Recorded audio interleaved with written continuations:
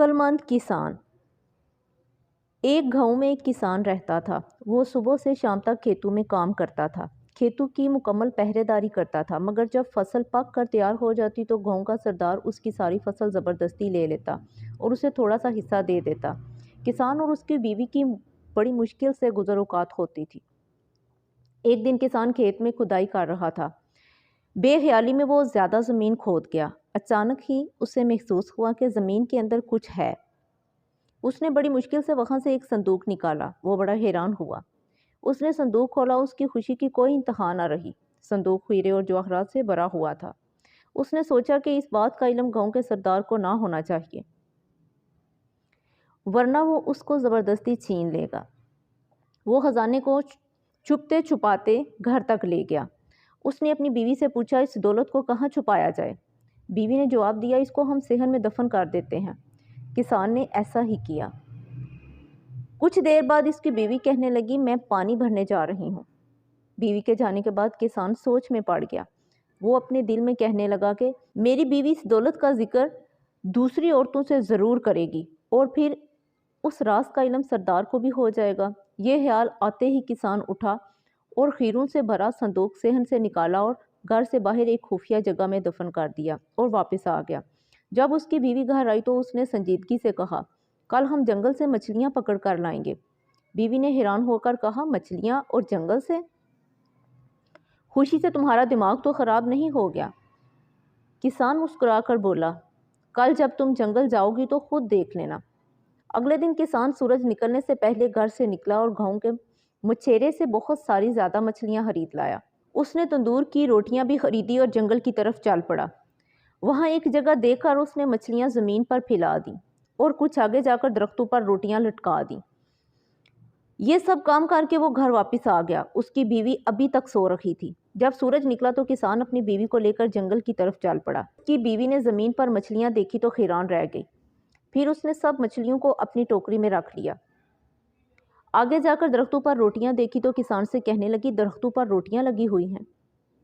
کسان نے کہا، یہاں روٹیوں کی بارش ہوتی ہے، کچھ روٹیاں درختوں پر اٹک جاتی ہیں۔ اس کی بیوی بڑی حیران ہو رہی تھی۔ کسان اور اس کی بیوی کے دن پھر گئے۔ اب وہ پہلے سے زیادہ اچھا کھاتے تھے۔ تھوڑے دن بعد ہر طرف یہ بات پھیل گئی کہ کسان کو کوئی خزانہ مل گیا ہے۔ اب یہ راز بھی نہیں رہا تھا۔ ہر کوئی جانتا تھا کہ خزانہ اس نے گھر کے صحن میں چھپا رکھا ہے۔ پھر بھلا یہ بات سردار سے کیسے چھپی رہ سکتی تھی؟ پہلے اس نے کسان کی بیوی کو اور پھر کسان کو اپنے ہاں بلوایا۔ کسان جب سردار کے پاس گیا تو سردار نے کہا، کیا یہ سچ ہے کہ تمہیں ہیرے جواہرات سے بھرا صندوق ملا ہے؟ کسان نے حیرت سے اظہار کرتے ہوئے کہا، یہ بالکل جھوٹ ہے۔ سردار نے گرج کر کہا، تمہاری بیوی مجھے سب کچھ بتا چکی ہے۔ کسان نے ہاتھ جوڑ کر کہا، میری بیوی کا تو دماغ خراب ہو گیا ہے، یہ تو آج کل الٹی سیدھی باتیں کرنے لگی ہے۔ جب کسان کی بیوی نے یہ سنا کہ اس کا شوہر اسے پاگل کہہ رہا ہے تو وہ غصے سے بولی، حضور، جو کچھ میں نے بتایا ہے وہ حقیقت ہے، یہ صندوق ہمارے صحن میں دفن ہے۔ سردار نے خوش ہو کر پوچھا، یہ ہیرے جواہرات کا صندوق کس دن ملا تھا؟ کسان کی بیوی نے کہا، اس دن صبح کو جس کے ایک دن بعد ہم جنگل سے مچھلیاں پکڑنے گئے تھے۔ یہ سچ ہے، یہ وہ دن تھا جب آسمان سے پکی پکائی روٹیوں کی بارش ہوئی تھی۔ یہ عورت تو واقعی پاگل ہے، سردار نے مسکراتے ہوئے اپنے ساتھیوں سے کہا۔ سردار کے ایک خادم نے سردار کے کان میں کچھ کہا۔ سردار نے اپنے خادموں کو حکم دیا کہ کسان کے گھر جاؤ اور صحن کھود کر خزانے کا پتہ لگاؤ۔ خادموں نے سارا صحن کھود ڈالا مگر وہاں انہیں کوئی خزانہ نظر نہ آیا۔ وہ سب واپس چلے گئے۔ یوں غریب کسان اپنی عقل مندی سے نہ صرف ظالم سردار کے ظلم سے بچ گیا بلکہ اپنا خزانہ بھی بچا لیا۔ بڑھیا اور پانی کے دو مٹکے۔ کہتے ہیں ایک چینی بڑھیا کے گھر میں پانی کے لیے دو مٹکے تھے جنہیں وہ روزانہ ایک لکڑی پر باندھ کر اپنے کندھے پر رکھتی اور نہر سے پانی بھر کر گھر لاتی۔ ان دو مٹکوں میں سے ایک تو ٹھیک تھا مگر دوسرا کچھ ٹوٹا ہوا تھا۔ ہر بار ایسا ہوتا کہ جب یہ بڑھیا نہر سے پانی لے کر گھر پہنچتی تو ٹوٹے ہوئے مٹکے کا آدھا پانی راستے میں ہی بہہ چکا ہوتا جبکہ دوسرا مٹکا پورا بھرا ہوا گھر پہنچتا۔